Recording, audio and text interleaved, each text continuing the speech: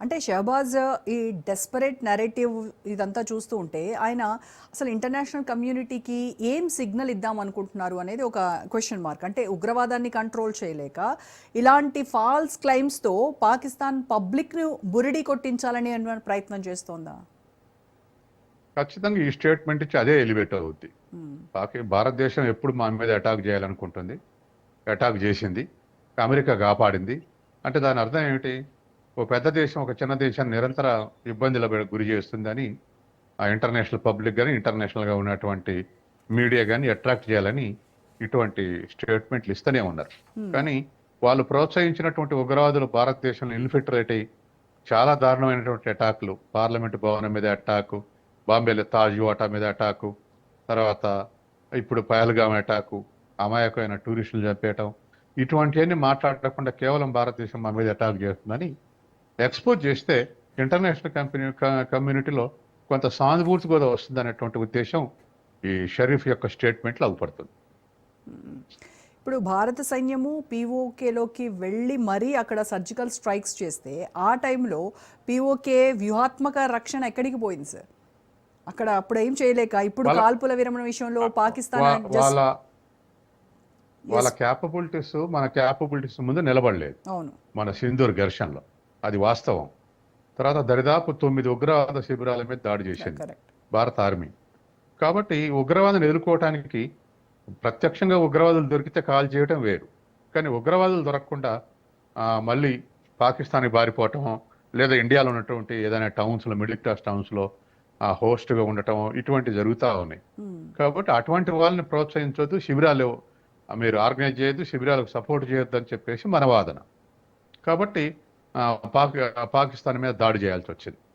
ఏదేమైనా ఈ ఘర్షణల్ని రాజకీయాలకు ఉపయోగించుకుంటారు రెండు దేశాల్లో కూడా.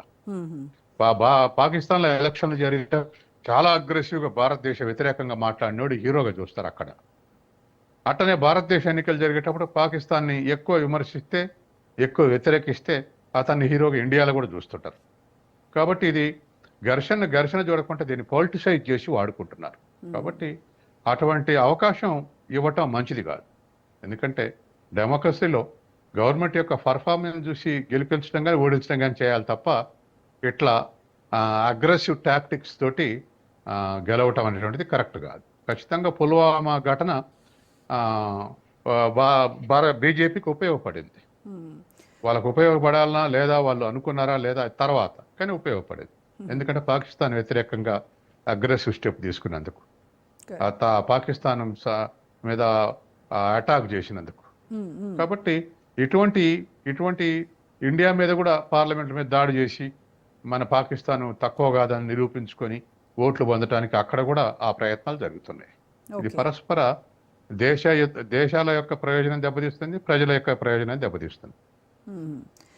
ఈ కాల్పుల విరమణ విషయంలో పాకిస్తాన్ కేవలం అంటే ఒక పరువు కాపాడుకునే అంటే ఫేస్ సేవింగ్ ఎక్సర్సైజ్కి మాత్రమే చేస్తోందని అనుకోవచ్చు అంటారా సార్? కాదు, ఫేస్ సేవింగ్ కోసం కాదు. దీని ఇష్యూని ఎప్పుడు కూడా సబ్సైడ్ కాకుండా ఇంటర్నేషనలైజ్ చేయటం, ఇంటర్నేషనల్గా ఎక్స్పోజ్ చేయటం అనేది నిరంతరం పాకిస్తాన్ అనుసరిస్తున్నటువంటి వైఖరి. కాబట్టి సైలెంట్గా ఉంటే భారతదేశం ఎప్పుడు అటాక్ చేసినా, ఎప్పుడు ఆక్రమించినా స్టడీస్ అప్పుడు లేకుండా పోతే కష్టం అవుద్ది పాకిస్తాన్కు. కాబట్టి వీటిని లైవ్లో ఉంచడానికి పాకిస్తాన్ ప్రయత్నం చేస్తుంది. ఎక్కడ ఇంటర్నేషనల్ ఏనువులతో సహా ఎక్కడైనా చర్చకు వస్తే భారతదేశాన్ని దాంట్లోకి తీసుకొస్తుంది. అంటే చర్చనీయాంశంగా లైవ్లో ఉంటే వాళ్ళకు ప్రొటెక్షన్ ఎక్కువ పాకిస్తాన్కు. కాబట్టి ఆ విధంగా లైవ్లో ఉంచడానికి ప్రయత్నం చేస్తుంది. సో ఆ ప్రయత్నంలో భాగంగానే కదా ఇప్పుడు ట్రంప్ ని కూడా శాంతి కాముకుడు అని ఈ రకంగా పొగడ్డము. ఎస్, కాబట్టి ఖచ్చితంగా ట్రంప్ కాపాడేది భారతదేశం చెప్పేది సగం నిజం ఉంది, సగం అబద్ధం ఉంది. కానీ పాకిస్తాన్ ఖచ్చితంగా స్మార్ట్ చేసేస్తుంది ఇండియా. పాకిస్తాన్ అనే స్థావరం పోతే మనకు ఏషియాలో కష్టం అని చెప్పేసి ట్రంప్ జోక్యం చేసుకుని విరమింపజేసింది వాస్తవం. ట్రంప్ ఇది కూడా చెప్పారు, రెండు దేశాలకు మీరు కనుక యుద్ధం ఆపితే టారిఫ్లలో కన్సెషన్ ఇస్తానని కూడా చెప్పినని కూడా అన్నాడు. కాబట్టి మన దేశంలో అధికార పార్టీ డిఫెన్స్లో పడుతుంది కాబట్టి అటు జరగలేదని చెప్తుంది. కానీ ట్రంప్కి అవసరం లేదు. ఇవాళ షరీఫ్ చెప్తే అబద్ధం అనొచ్చు, కానీ తర్వాత ట్రంప్ ఒకసారి రెండుసార్లు ట్రంప్ కాదన్నా అక్కడ ఉన్నటువంటి ఆఫీస్ నుంచి కూడా లీకులు వచ్చినాయి జోక్యం చేసుకొని ఆపినవని. కాబట్టి పాకిస్తాన్ కాపాడుకుంటూ వస్తుంది అమెరికా. పాకిస్తాన్ ఉన్నంతకాలం ఆర్థిక సహాయం చేస్తుంది, తర్వాత డిఫెన్స్ సహాయం చేస్తుంది. వాటి కింద పాకిస్తాన్ నుంచి అనేక మెటీరియల్ కావాలని అడుగుతుండ్రు. ట్రంప్ ఏం దాచుకోలేదు. బెలూచిస్తాన్లో ఉన్నటువంటి రేర్ ఎర్త్ మెటీరియల్ మాకు కావాలని అడిగిండు. మేము యుద్ధం ఖర్చు భరించినందుకు, సామాగ్రి ఇచ్చినందుకు అని చెప్పేసి ట్రంప్ ఏం దాచుకునే వ్యక్తి కాదు, అప్పుడే బయట పెట్టేశాడు. కాబట్టి వాళ్ళు ఉన్నటువంటి పరిస్థితుల్లో నిరంతరం అమెరికా సపోర్టు. ఈ చైనాతోటి ఘర్షణ పడ్డప్పుడు భారతదేశానికి అమెరికా సపోర్ట్ ఇస్తుంది, పాకిస్తాన్ తోటి ఘర్షణ పడితే పాకిస్తాన్కే సపోర్ట్ ఇస్తుంది. ఎందుకంటే అదేం పెద్ద వెన్నెముకున్నటువంటి దేశం కాదు, అమెరికా చెప్పినట్టు వింటుంది. భారత్ అప్పుడప్పుడు వింటుంది, అప్పుడప్పుడు వెనక్కి తగ్గుతుంది. సార్, ఇప్పుడు భారత ప్రభుత్వానికి ఈ రకంగా ట్రంప్ అసలు నేనే యుద్ధాన్ని ఆపాను, నేనే సీజ్ ఫైర్ కారణం అని ఆయన చెప్పుకోవడము, దానికి సపోర్ట్ చేస్తూ షహబాజ్ షరీఫ్ కూడా అసలు ట్రంప్ ఫోన్ లైన్లోకి రాకపోయి ఉంటే, ఆయన చక్రం తిప్పకపోయి ఉంటే పెద్ద వినాశనం జరిగి ఉండేది అని చెప్పేసి ఈయన పొద్దస్తమాను ఈ రకమైనటువంటి వ్యాఖ్యలు చేయడం, ఇదంతా భారత ప్రభుత్వానికి ఇబ్బంది కలిగించి డ్యామేజ్ చేసేటువంటి అంశం కాదంటారా? ఖచ్చితంగా అన్ని ప్రతిపక్షాలు కలిసి కూడా అంత డ్యామేజ్ చేయలేకపోయినాయి భారత ప్రభుత్వాన్ని. ట్రంప్ స్టేట్మెంట్లు చాలా హెరాసింగ్ ఉంది మోడీకి కానీ ఇండియన్ గవర్నమెంట్కి కానీ. యుద్ధం ముగియగానే మొదటి 4 రోజులు నేనే ఆపిన అని చెప్పేసి చెప్పటం అనేది బాగా ఎంబరాసింగ్ సిచ్యువేషన్లో పెట్టింది మోడీకి. దాని నుంచి ఎస్కేప్ కావడానికి చాలా ప్రయత్నం చేసింది ప్రభుత్వం. ఇండియన్ గవర్నమెంట్ డిఫెన్స్లో ఉంది తప్ప ఆ విషయంలో ఎఫెన్స్లోకి రాలేదు. కాబట్టి ఇంకా అప్పుడు బీజేపీ కూడా ఆరోపించింది, ఇది ప్రభుత్వాన్ని ఇబ్బంది పెట్టడానికి, బీజేపీని ఇబ్బంది పెట్టడానికి కావాలని ట్రంప్ ఈ మాటలు మాట్లాడుతుండని కూడా స్టేట్మెంట్ ఇచ్చారు వాళ్ళు.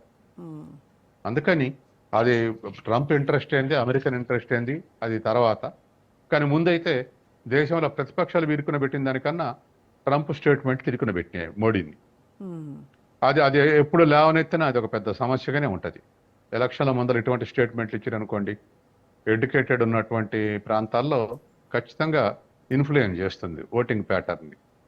కాబట్టి అసలు పాకిస్తాన్ అమెరికా అబద్ధం అని ఒక్కసారి కూడా చెప్పట్లే, మేము జోక్యం చేసుకోలేదు అన్న స్టేట్మెంట్ రావట్లే. అవును.